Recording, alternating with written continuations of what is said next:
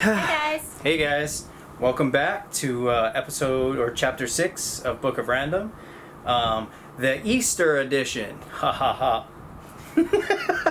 Happy Easter. Happy Easter. Hope you guys had a great day with family. Indeed, I know with our lockdown it probably didn't help people assemble what they needed for the kids to do their, Easter egg hunts and whatnot. I know we ran into a little bit of a dilemma with that ourselves.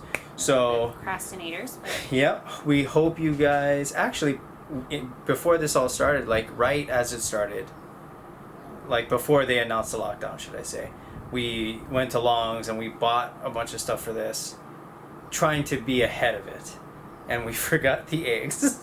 we forgot the actual eggs. We bought eggs. Yeah, we got like candy and like gifts, like little, stuffed animals and stuff. And yeah, so we ran into that dilemma, but luckily Lindsay's mom is always on it, and she's saved the day. So thank you. Anyway, okay. Today we are going to jump into one random question. Yes. So today's question is, what social stigma does society need to get over? Ooh. I think I'm gonna go with be a man. Be a man. That is a crazy, dangerous social stigma that I think it has destroyed a lot of things. A lot of wars were started. A lot of hate is derived from that. A lot of self-hate, a lot of bottling up emotions. I think the whole be a man thing is pretty outrageous.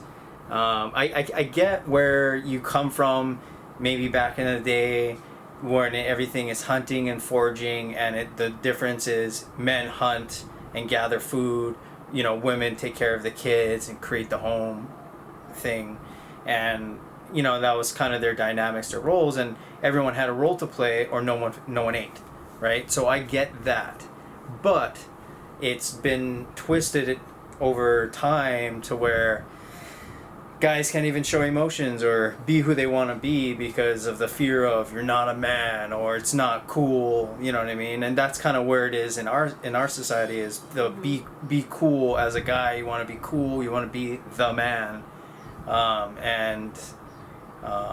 Man, it's pretty terrible if you think about the way it influences you to act and do stuff. So I know for me in school, the desire to be liked and the man and perceived as the man dictated everything I did.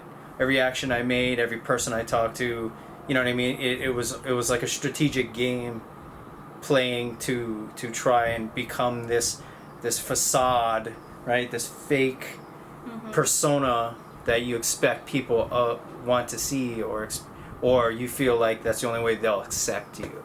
So that to me is a very dangerous stigma. What are your thoughts on it?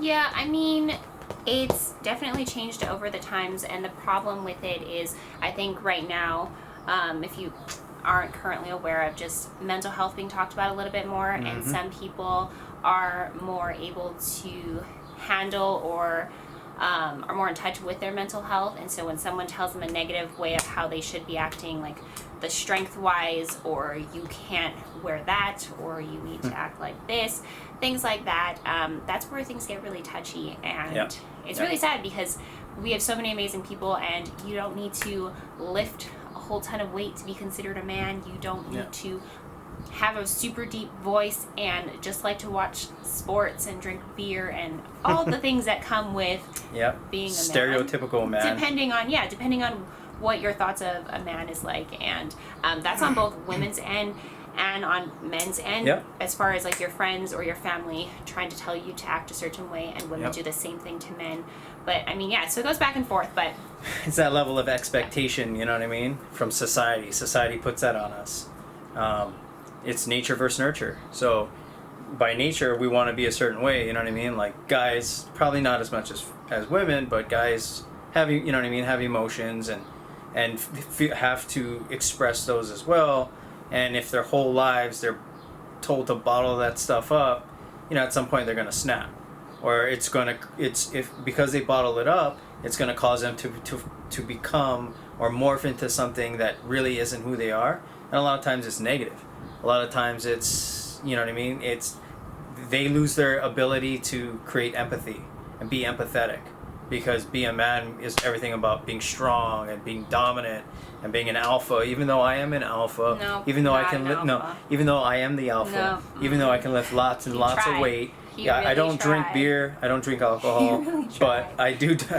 I'm an alpha. So, You try. it's hard for me because Nice being try. a natural born alpha. Nice try. No, not working. Still not working. But yes, tell us what you guys think about that. I know we can dive so much further into this. I can only speak from personal experience. I was talking to a friend, Donovan, last night over Facebook. We were talking about actually our topic yesterday about the embarrassing pants, where we were talking about how like we dance battled back in the day, and it's just super freaking embarrassing. And it's like, you know, it behooves me to look back at the way I was and really see it for what it was, and it's embarrassing. It is very embarrassing. Tell us if you guys have any embarrassing stories from the past that constantly haunt you. I know I have tons of them. I don't like the person that I was before because it was fake as fuck. Sorry for my language. But happy Easter. Oh, we're going to close out today with a fun fact. Fun fact. Today's fun fact, given that it's Easter, is going to be about Easter. So please don't take offense if you guys are super religious and if this at all steps on toes. But the basis of Easter is, well, phonetically is Ishtar, but it's actually pronounced Easter, surprisingly enough. It's Ishtar, and it was a Babylonian goddess of love and fertility. And her two icons, right, in pagan worship, they had a lot of icons, or what is the word I'm looking for? Totems. Totems. Her totems were the egg and the rabbit, because they both represented fertility and sex, and was what she was the goddess of.